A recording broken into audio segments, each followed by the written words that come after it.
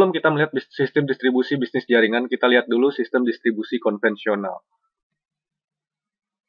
Di dunia konvensional kita mengetahui bahwa barang itu pasti diproduksi di pabrik, misalkan dengan harga pabrik sebesar Rp2.500. Pabrik akan memberikannya kepada distributor, dan distributor pun akan menanggung biaya-biaya promosi dan menginginkan sebuah keuntungan bagi distributor tersebut. Distributor mengirimkannya lagi kepada pengecer, dan pengecer pun mengeluarkan biaya promosi dan mengincar keuntungan bagi pengecer. Barulah harga itu sampai ke konsumen, dan harga di konsumen sebesar Rp5.000. Jadi kita bisa lihat alurnya seperti ini. Maka kita lihat bagaimana dengan sistem distribusi perusahaan jaringan. Sama, barang melalui pabrik dulu, harganya pun sama Rp2.500, dan pabrik memberikannya kepada perusahaan jaringan, bukan kepada distributor. Dan perusahaan jaringan ini pun sama seperti perusahaan distributor, mempunyai biaya promosi dan ingin mencari keuntungan juga. Dan perusahaan jaringan ini memberikan kesempatan kepada konsumennya atau kepada anggotanya untuk mengembangkan bisnisnya. Sehingga harganya pun tetap sama karena konsumen pun mendapatkan keuntungan dari kegiatan promosinya tersebut. Jadi harga di konsumen pun sama. Jadi kalau kita lihat tidak ada perbedaan antara sistem distribusi konvensional maupun perusahaan jaringan. Jadi kalau misalnya ada orang yang bilang harga di perusahaan jaringan lebih mahal, kita bisa jelaskan seperti ini. Dan perbedaan cara distribusi kita bisa lihat di sini. Di bisnis retail, kita mengetahui bahwa ada jalur distribusinya. Dan jalur distribusinya itu pun berlevel-level. Bisa kita lihat di sini, mungkin dari pertama dia mempunyai agen langsung, kemudian dia ke agen kotanya, dibikin grosirnya, dan toko. Dan di samping jalur distribusi tersebut,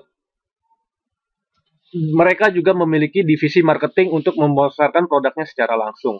Dan kita bisa lihat di sini, ada direkturnya, ada manajer, supervisor, dan sales. Mereka pun berlevel-level. Dan kalau kita bandingkan dengan perusahaan jaringan langsung kepada pelanggan dan anggota. Dan pada sisi ini, anggotanya membentuk jaringan distribusi sendiri dengan mengajak pelanggan lain, dan disinilah tercipta hubungan upline-downline, level tersebut tercipta. Dan tujuan dari semua ini adalah agar produk tersebut sampai kepada pelanggan. Macam-macam sistem jaringan yang sering kita lihat di Indonesia ini. Pertama adalah franchise. Banyak sekali perusahaan-perusahaan sekarang yang memfranchise-kan usahanya. Multi-level marketing, banyak juga di Indonesia. Sistem afiliasi, di mana orang diberikan kesempatan untuk membantu menjualkan produknya.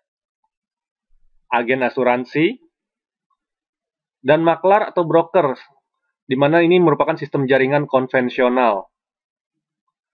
Dan cara pembayaran komisi perusahaan jaringan juga bermacam-macam cara. Anda bisa mengecek mana yang paling sesuai dengan Anda sendiri. Pertama adalah binari atau dua kaki, di mana setiap orang hanya mencari dua orang untuk mengembangkan bisnisnya. Kedua adalah sistem matriks N kali N, atau bisa kita bilang misalnya 3 orang mencari 3 orang, jadi kelipatan 3 kali 3. Sistem board atau sistem papan, di mana orang itu akan diberikan sebuah papan bisnis dia, dan untuk bisa menuju ke papan selanjutnya, dia harus memenuhi papan sebelumnya. Tier ini digunakan oleh pemain internet marketing, di mana tier ini digunakan sebagai kata pengganti level. Jadi biasanya ada 1 tier, 2 tier, seperti itu. Dan sistem matahari, di mana sistem matahari ini adalah orang boleh menaruh sebanyak-banyaknya rekrutan langsung dia pada level pertamanya dia, dan itu terduplikasi, sehingga terciptalah seperti bentuk matahari.